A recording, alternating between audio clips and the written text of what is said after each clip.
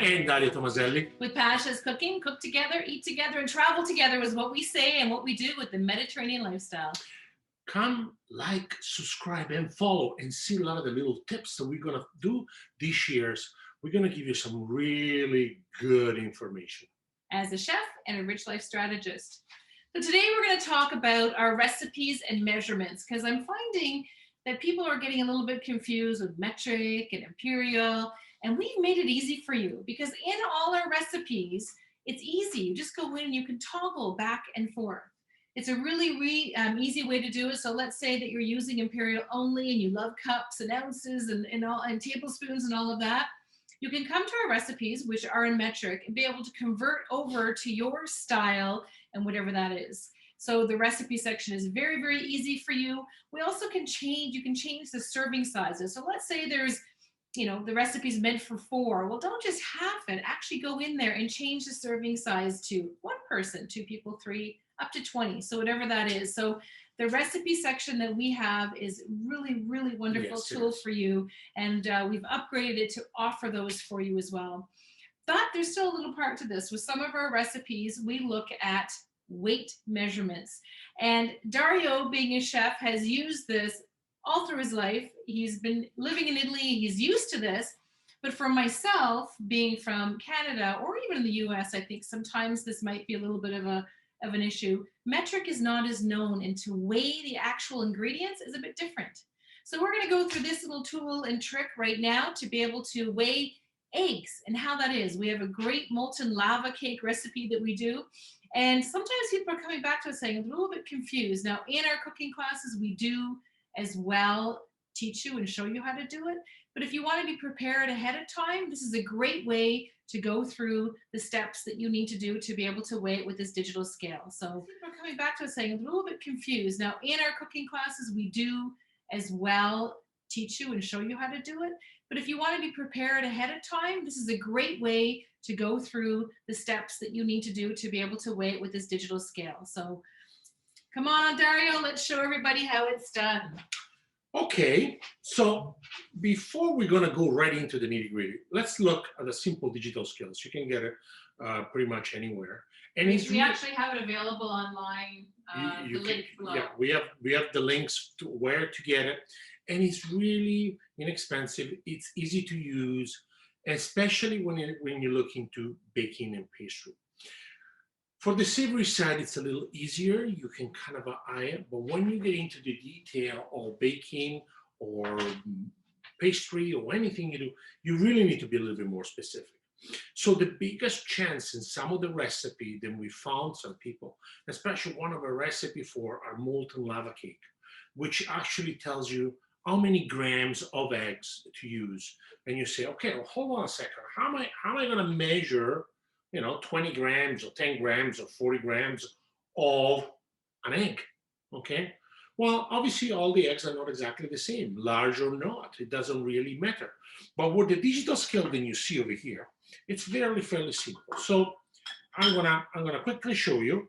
So the best thing to do, first of all, is to crack the eggs. You should crack the eggs regardless, because you want to make sure there is no blood, there is not any problem into the eggs, okay?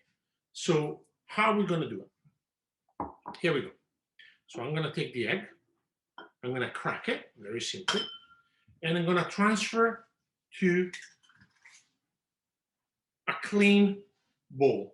So what I'm looking for right off the bat is to make sure that, as you can see, I'm going to move quickly this one for a second, and I want to show you that the eggs is nice and clear, okay? And if there is anything that I don't want, if there is any shell or any blood, okay?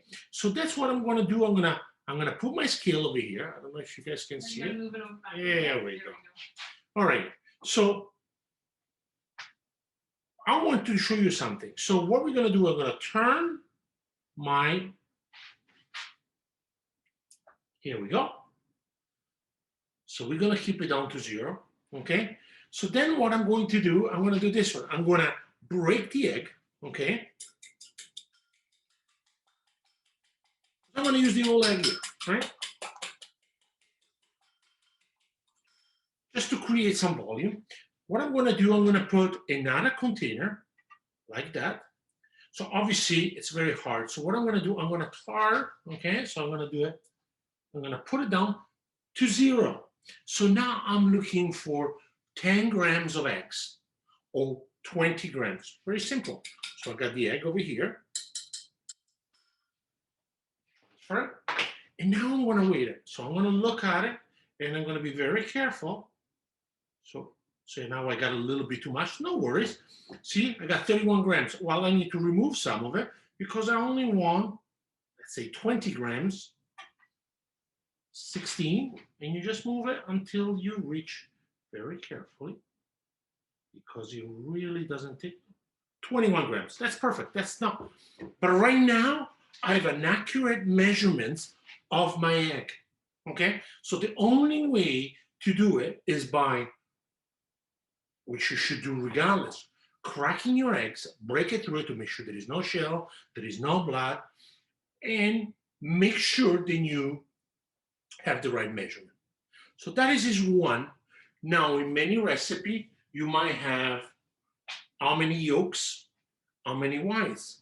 Well, same idea.